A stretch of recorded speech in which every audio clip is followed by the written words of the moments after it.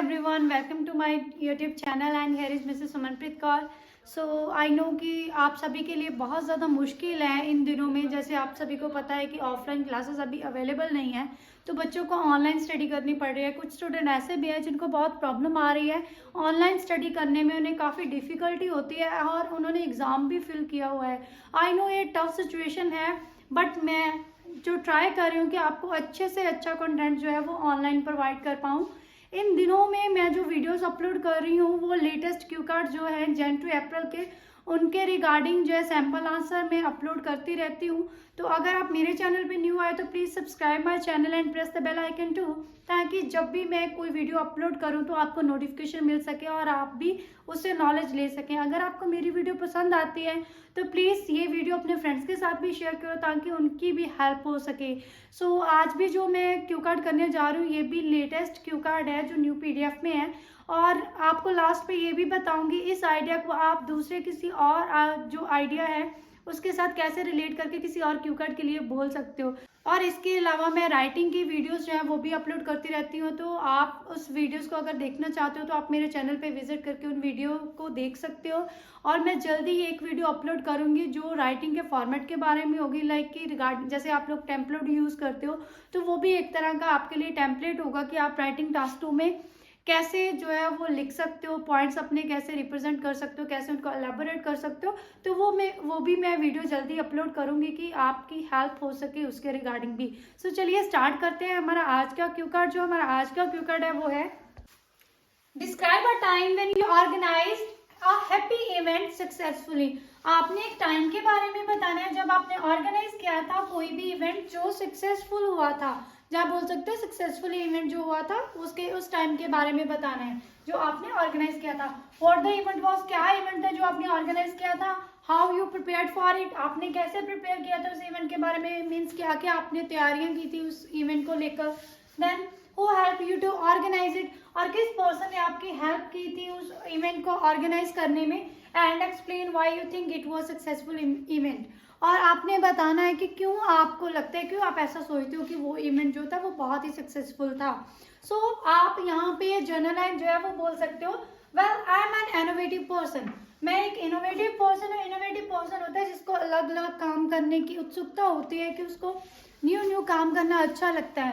Then आप बोल सकते हैं and I deem that, deem का मतलब होता है थिंक, कि मैं सोचता हूँ planning without action is futile and action without planning is fatal. मुझे लगता है कि जो प्लानिंग है, मतलब प्लानिंग विदाउट एक्शन जो है वो एक तरह से फ्यूटाइल है। फ्यूटाइल का मतलब होता है वेन, कहने का मतलब पूरी तरह से वो चीज बेकार है अगर हम कोई प्लानिंग करते हैं बट उसका एक्शन नहीं लेते। And action without planning is fatal, fatal का मतलब होता है आपको फेलियर जो है वो फेस करनी पड़ सकती है। अगर आप बिना प्लान के कोई एक्शन ले लेते हो, बिना सोचे समझे एक्शन ले लेते हो, तो वहां पे 99% ये चांस होते हैं कि आप लोग जो है हो सकता है कि फेलियर जो है वो फेस करें। तो आप ये लाइंस जो है एज अ जर्नल लाइन बोल सकते हो। Then here I would like to talk about an event which I organized and it was successful। अभी मैं बात करने जा रही हूँ एक इवेंट के बारे में जो मैंने ऑर्गेनाइज किया था एंड वो बहुत ही ज्यादा सक्सेसफुल हुआ था। सो चलिए उसे नेक्स्ट करेंगे। एक्चुअली 2 years ago, 2 साल पहले, there was a farewell party of 12th standard in my school. मेरे स्कूल में 12th स्टैंडर्ड की फेयरवेल पार्टी थी and I was the monitor of my class, so it was my obligation to arrange the party in a better way. मैं जो था वो class का monitor था उस टाइम पे, सो मेरी ड्यूटी थी, ऑब्लिगेशन का मतलब होता है ड्यूटी। सो मेरी ड्यूटी थी कि मैंने जो वो पार्टी है वो ऑर्गेनाइज करनी थी बहुत ही अच्छे वे में। For this I took help from one of my bosom friend named Sandeep. उसके लिए मैंने अपने जो बॉसम फ्रेंड थे, बॉसम का मतलब होता है क्लोज फ्रेंड, मेरी एक क्लोज फ्रेंड थी संदीप, मैंने उससे हेल्प ली because she had a gifted hand in planning and managing all kinds of functions. क्योंकि उसका गिफ्टेड हैंड था, वो गिफ्टेड हैंड कहने का मतलब वो एक्सपर्ट थी कोई भी फंक्शन जहाँ को मैनेज करने में और उसको प्लान करने में, उसकी प्लानिंग वगैरह में उसका काफ़ी स्ट्रॉन्ग हैंड था। तो आप बोल सकते हो कि इसलिए मैंने उसकी हेल्प ली थी। If my memory serves me right, अगर मतलब मुझे याद सही से है तो मैं बोल सकता हूँ कि 1 week बिफोर द फेयरवेल, एक हफ्ते पहले फेयरवेल के, we were sitting in the school auditorium, हम लोग जो थे स्कूल ऑडिटोरियम में बैठे थे। सो उससे नेक्स्ट हम करेंगे We planned all the things regarding decoration, sound system and catering. हमने सारा कुछ प्लान कर लिया था regarding decoration, sound system and catering के बारे में ऑडिटोरियम में बैठे बैठे ही. Apart from this, इसके अलावा we selected western formals as a dress code. और हमने western formals जो था वो ड्रेस कोड रखा था कि सभी जो है वो वेस्टर्न फॉर्मल ड्रेसेस में आए. Also we decided songs for our mentors. और हमने अपने टीचर्स के लिए भी जो थे सॉन्ग से सिलेक्ट कर लिए थे. That conversation was so interesting because she showcased few images of decoration on her laptop. वो कन्वर्सेशन जो थी बहुत ही ज़्यादा इंटरेस्टिंग थी क्योंकि उसने मुझे ना काफ़ी कुछ जो था डेकोरेशन के बारे में जैसे फोटोज वगैरह अपने लैपटॉप पे दिखाई थी. तो इसलिए मैं बोल सकती हूँ कि वो जो कन्वर्सेशन थी बहुत ज़्यादा इंटरेस्टिंग थी. Moreover she showed her craft work to adorn the hall which was stupendous. उसने इसके अलावा मुझे अपना क्राफ्ट वर्क भी दिखाया था जो डेकोरेशन के लिए यूज हो सकता था हॉल में. अडॉर्न का मतलब होता है डेकोरेट, ठीक है. उसने मुझे जो था अपना जो वर्क था वो भी दिखाया था ताकि वो चीज भी हॉल के लिए यूज हो सके. विच वॉज स्टुपेंडियस. स्टुपेंडियस का मतलब होता है अमेजिंग. जो अमेजिंग थे कि उसका क्राफ्ट वर्क बहुत ही ज्यादा अच्छा था. आप बोल सकते हो quite fantabulous, stupendous, which word you want to use आप यूज कर सकते हो. I came to know that she knew all ins and outs of organising an event. तो मैंने जाना उसकी बातचीत से कि उसे सारा कुछ पता है कि कैसे कोई चीज़ प्लान की जाती है, कैसे कोई इवेंट जो है वो ऑर्गेनाइज किया जाता है.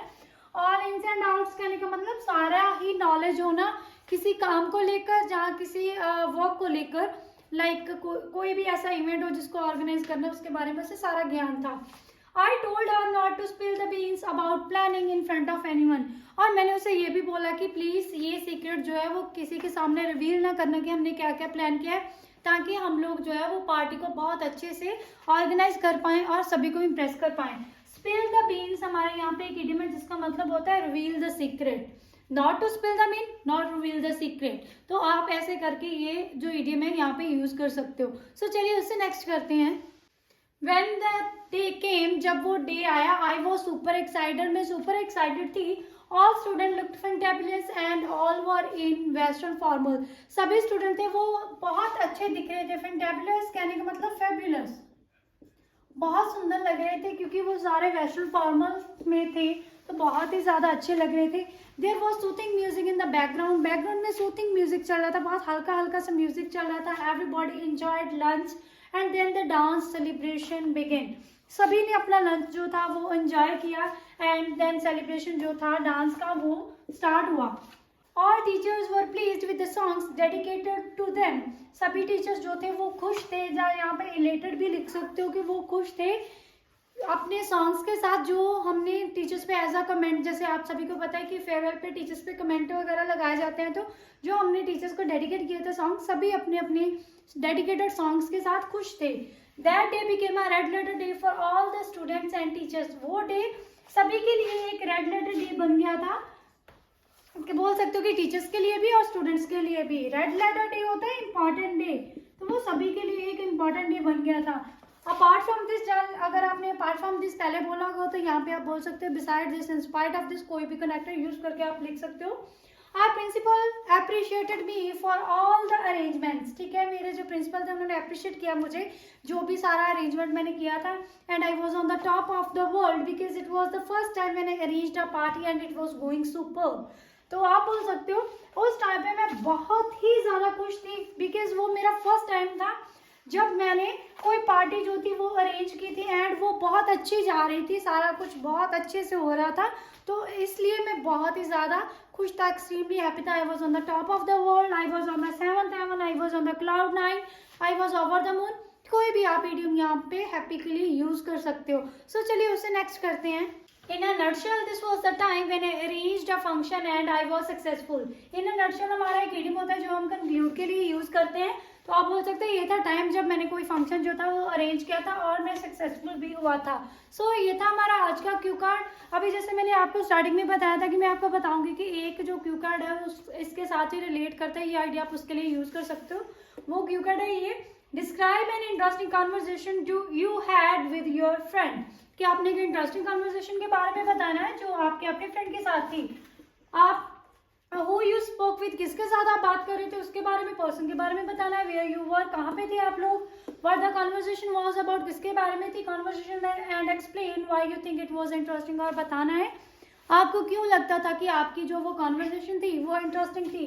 तो उसके लिए आपको बेसिकली जर्नल लाइन और जो एंडिंग लाइन है वही चेंज करनी पड़ेगी। बाकी आप एज इट इज जो है वो यहाँ पे बोल सकते हो इस क्यू कार्ड में, क्योंकि जो आपने बातचीत की प्लानिंग को लेकर वो भी आप इंटरेस्टिंग बोल सकते हो, तो इसलिए वो यहाँ पे सुटेबल हो सकता है आइडिया।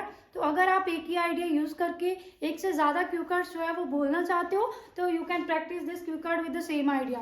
ओके, सो यहाँ पे आपने जो जर्नल लाइन चेंज करनी है वो आप ये लिख सकते हो, well conversations are the part and parcel of life. Part and parcel हमारा एक इडियम है जिसका मतलब होता है एक मतलब लाइफ का एक पार्ट होना। ये पार्ट एंड पार्सल जब भी आपने बोलना हो कोई लाइफ का पार्ट होना, किसी चीज का पार्ट होना, तो आप पार्ट एंड पार्सल बोल सकते हो। देन आप बोल सकते हो at conversation is the food for the soul. तो जो कन्वर्सेशन है वो एक तरह का भोजन है हमारी आत्मा के लिए, क्योंकि अगर बातचीत करेंगे तो ऑब्वियस है हम लोग रिफ्रेश फील करेंगे, रियूविनेटेड फील करेंगे। तो आप ये भी बोल सकते हो, well conversation is like a stress buster activity for me because whenever I feel low or I feel down in the dump, then I usually prefer to converse with my near and dear ones because it usually rejuvenate my mind। ठीक है, तो आप ऐसे करके बोल सकते हो। आपके ऊपर डिपेंड है कि आपने जो है जर्नल लाइन वो कैसे लिखनी है। कोशिश किया करो जब भी जर्नल लाइन लिखते हो तो एटलीस्ट वन जो वोकैब वर्ड है वो तो यूज किया ही करो, ताकि बहुत अच्छा इंप्रेशन जो है वो एग्जामिनर पे पड़े। और जैसे यहाँ पे आप ये जर्नल लाइन और सेम आइडिया बोल के एंडिंग पे आप बोल सकते हैं, in nutshell this was an interesting conversation regarding the planning of an event which I had with one of my पीर। ठीक है, फ्रेंड को आप बोल सकते हो पीर। ठीक है, तो ये सिनोनिम हमारा होता है फ्रेंड के लिए, तो आप बात कर सकते हो इस टॉपिक के बारे में भी। सो चलिए अब हम करते हैं follow up questions. First question is how can parents help children to be organised. कैसे जो पेरेंट्स हैं बच्चों की हेल्प कर सकते हैं कि वो ऑर्गेनाइज बने, जहाँ कोई भी चीज अच्छे से ऑर्गेनाइज कर सके, कोई काम अच्छे से ऑर्गेनाइज कर सके। तो आप इसका आंसर कर सकते हो, well I reckon that parents are the first teacher of a child and it's their duty to set an example in front of them. आप बोल सकते हो कि मैं सोचता हूँ कि जो पेरेंट्स है वो फर्स्ट टीचर होते हैं एक बच्चे के लिए, और उनकी ये ड्यूटी है कि वो उनके सामने एक अच्छी एग्जाम्पल सेट करें by managing and organising things और वर्क विद इन टाइम। अपना जो वर्क है, जहाँ कोई काम है, जहाँ कोई चीज है, उसको मैनेज अच्छे से करके, जहाँ कोई काम अच्छे से ऑर्गेनाइज करके वो भी टाइम में एक एग्जाम्पल जो है उनके बच्चों के लिए सेट कर दें। So obviously their offsprings will follow their footstep to do their work perfect. तो ऑब्वियसली जो उनके बच्चे हैं वो उनके फुटस्टेप्स फॉलो करेंगे और अपना काम बहुत अच्छे से परफेक्ट वे में जो वो कंप्लीट करेंगे। Apart from this parents have to teach them about the importance of time so that children value their time and don't waste it recklessly। तो और आप बोल सकते हो कि पेरेंट्स को अपने बच्चों को इम्पोर्टेंस बतानी चाहिए कि टाइम जो है वो कितना इम्पोर्टेंट है, ताकि उनके बच्चे जो है टाइम की वैल्यू करें एंड उसको रेकलेसली वेस्ट ना करें। सो ऐसे करके आप इस क्वेश्चन का आंसर जो है वो कर सकते हो। सो चलिए नेक्स्ट करते हैं। Second question is on what occasions do people need to be organise. किन ओकेजन्स पे लोगों को जो है वो ऑर्गेनाइज होना चाहिए। तो आप बोल सकते हो according to my perspective there are multifarious occasion when people need to be organised, जहाँ पीपल की जगह पे मासेस भी बोल सकते हो। Mostly masses need to organise events like birthday parties, farewells and anniversaries. Beside this, they have to arrange their daily works in an effective ways। आप बोल सकते हो मोस्टली लोगों को जरूरत है कि नीड होती है ऑर्गेनाइज इवेंट करने की, लाइक बर्थडे पार्टी, फेयरवेल्स हो गए या कोई एनिवर्सरी हो गया। इसके अलावा आप बोल सकते हो कि उनको अपने जो डेली वर्क्स है उनको भी अच्छे से अरेंज करना चाहिए।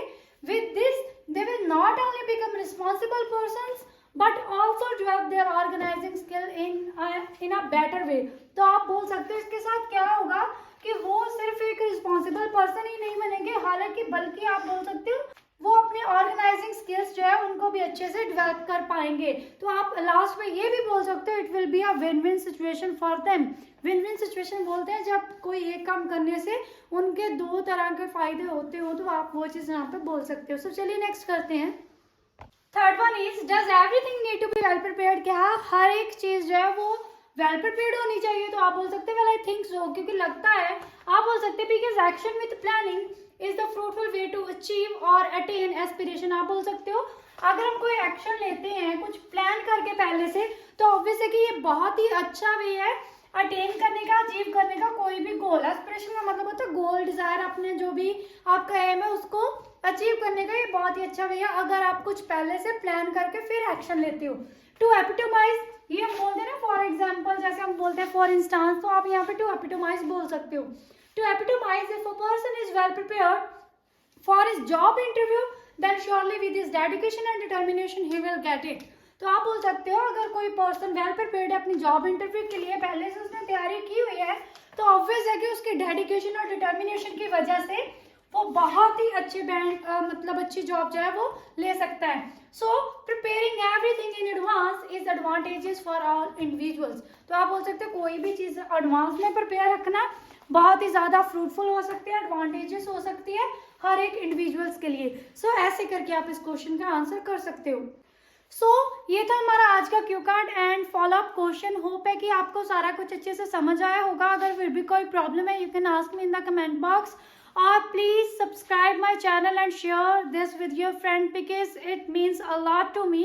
Thank you so much, have a nice day.